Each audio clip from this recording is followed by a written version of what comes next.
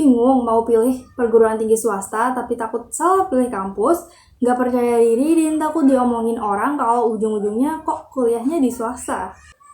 Halo, aku Lazi.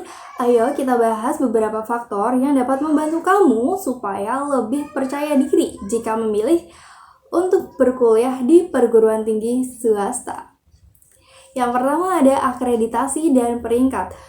Kamu dapat mempertimbangkan perguruan tinggi swasta yang telah terakreditasi dan memiliki peringkat yang baik dalam penilaian lembaga akreditasi pendidikan. Nah, akreditasi itu menunjukkan bahwa perguruan tinggi itu memenuhi standar pendidikan yang ditetapkan dan bahwa program studi itu yang ditawarkan itu telah dinilai secara independen gitu. Jadi itu kualitasnya itu terjamin gitu ya kalau udah ada akreditasinya. Nah, yang kedua ada reputasi dan prestasi.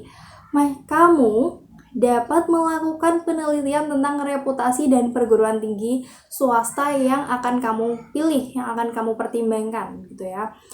Kamu dapat mencari informasi tentang prestasi akademik, pengakuan, penghargaan, atau keunggulan yang telah dicapai oleh perguruan tinggi tersebut.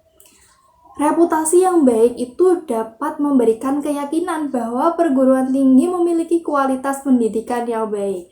Jadi nggak perlu ragu lagi kalau kamu udah tahu reputasinya. Yang ketiga, ada alumni dan jaringan. Jadi kamu tuh dapat lihat nih prestasi dan keberhasilan alumni perguruan tinggi swasta yang sebagai indikator potensi dan kesuksesan mereka dalam karir.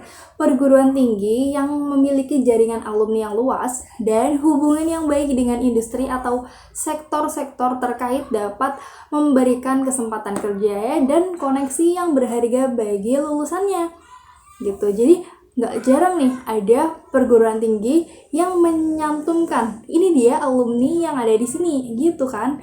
Nah, yang keempat adalah fasilitas dan sumber daya. Keberadaan fasilitas pendukung yang memadai seperti perpustakaan, laboratorium, pusat penelitian, dan infrastruktur teknologi yang canggih dapat meningkatkan kualitas pembelajaran dan pengembangan mahasiswa. Masyarakat dapat meninjau fasilitas dan sumber daya yang tersedia di perguruan tinggi itu untuk memastikan bahwa mereka itu mendukung pengalaman pendidikan yang baik gitu ya. Misalnya nih, udah zaman presentasi pakai laptop dan proyektor, tapi di ruang kelas mereka atau di perguruan tinggi tersebut nggak menyediakan sama sekali gitu. Jadi kan agak kurang mendukung ya, padahal sekecil proyektor aja nggak ada gitu. Padahal kan sekarang udah emang musimnya seperti itu. Ini contohnya aja loh ya. Yang kelima ada pengalaman dosen.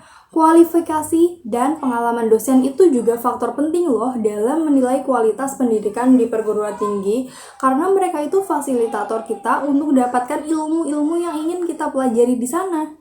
Kamu dapat cari informasi tentang pengalaman akademik, publikasi, dan keahlian dosen yang terkait dengan program studi yang kamu minati.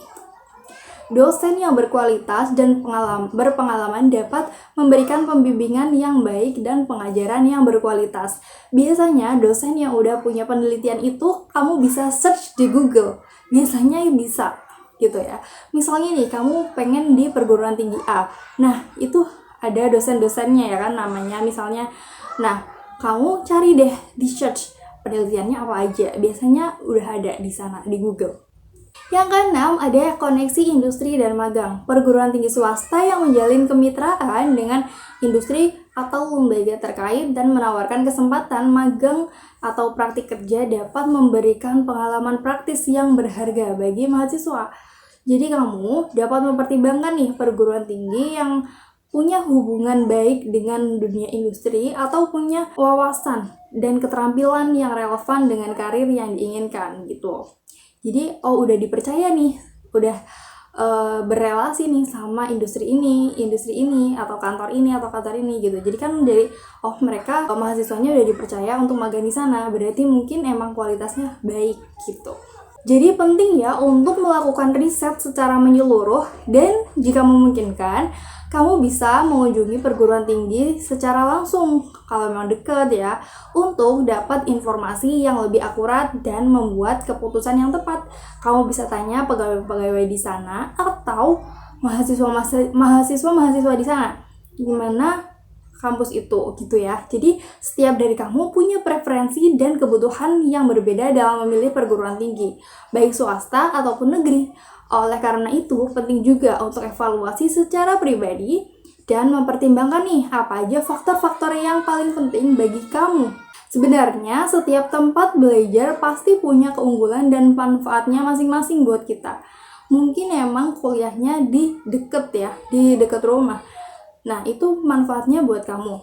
Walaupun itu masih swasta gitu. Tinggal bagaimana kita menyikapinya aja gitu. Ukur dengan kebutuhan kita masing-masing dan minat kita gitu ya. Jadi nggak masalah untuk kuliah di mana, pede aja. Jangan lupa subscribe channel aku untuk tahu informasi-informasi yang lainnya.